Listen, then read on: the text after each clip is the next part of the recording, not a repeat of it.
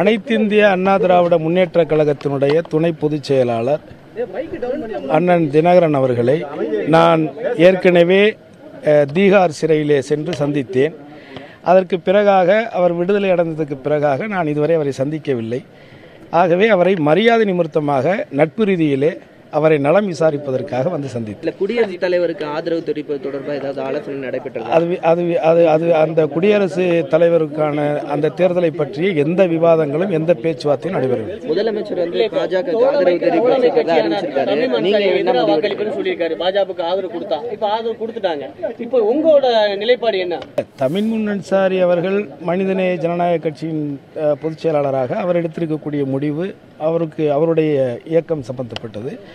என்னை பொறுத்தவரை முக்குளத்தோர் புலிப்படையினுடைய இந்த நிலைப்பாடு என்பது புரட்சித் தலைவி அம்மா அவர்களால் அரசியல் அடையாளம் காட்டப்படுவதற்கு இந்த முக்குளத்தோர் புலிப்படை சார்பாக நான் திருவாடனையிலே வெற்றி பெறுவதற்கு இந்த வாய்ப்பை பெறுவதற்கு புரட்சித் தலைவி அம்மா அவர்களிடத்திலே எனக்காக சிபாரிசு செய்தவர் அனைத்திந்திய அண்ணா திராவிட முன்னேற்றக் கழகத்தினுடைய பொதுச் செயலாளர் சின்னம்மா அவர்கள்தான்.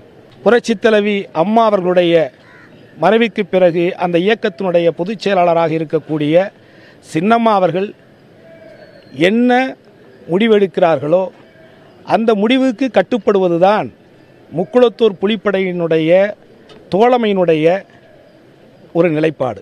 எடப்பாடி தலைமையிலான அணி வந்து அறிவிச்சிட்டாங்க நேத்து பிஜேபிக்கு தான் ஆதரவு. உங்களுடைய என்னை பொறுத்து சசிகலாவோட அணி எந்த நிலைப்பாடு எடுக்க போறாங்க? இதுல நான் இது இன்னொரு கட்சி சம்பந்தப்பட்ட விஷயங்கள்.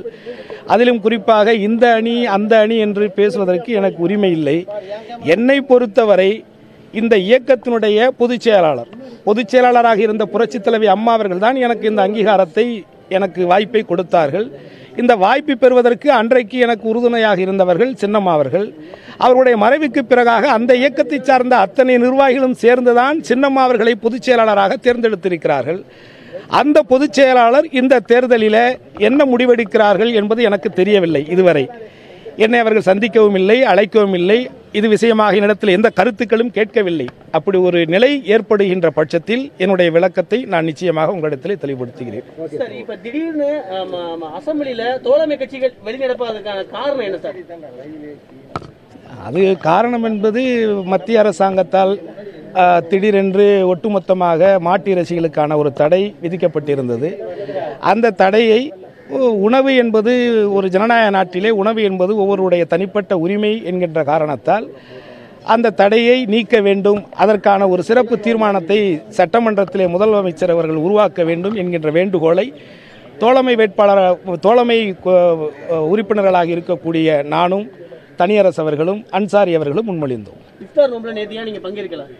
நேற்று எனக்கு உடல்நிலை சரியில்லை. நேற்று நான் சட்டமன்றத்துக்கும் வரவில்லை, அங்கும் வர இயலாத ஒரு சூழ்நிலை, உடல்நிலை சரியில்லை. சரி, யாருக்கு வாக்களிப்பது தொடர்பான ஆலோசனை ஏதாவது ஈடுபட்டீங்களா? இல்லை.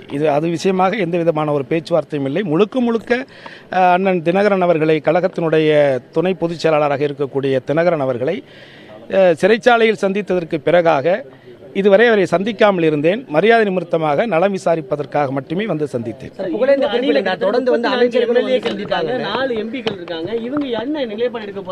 இது அவங்க கிட்ட தான் நீங்க கேட்கணும்.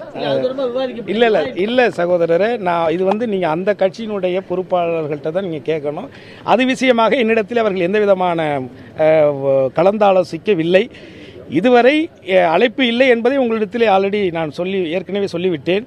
என்னை பொறுத்தவரை கழகத்தினுடைய பொதுச் செயலாளர் சின்னம்மா அவர்கள் தோழமை வேட்பாளராக இருக்கக்கூடிய இடத்திலே இது விஷயமாக கலந்து ஆலோசிப்பார்கள் என்று எதிர்பார்க்கிறேன். அவர் என்ன முடிவு எடுக்கப் போகிறார்கள் என்பது எனக்கு புரியவில்லை.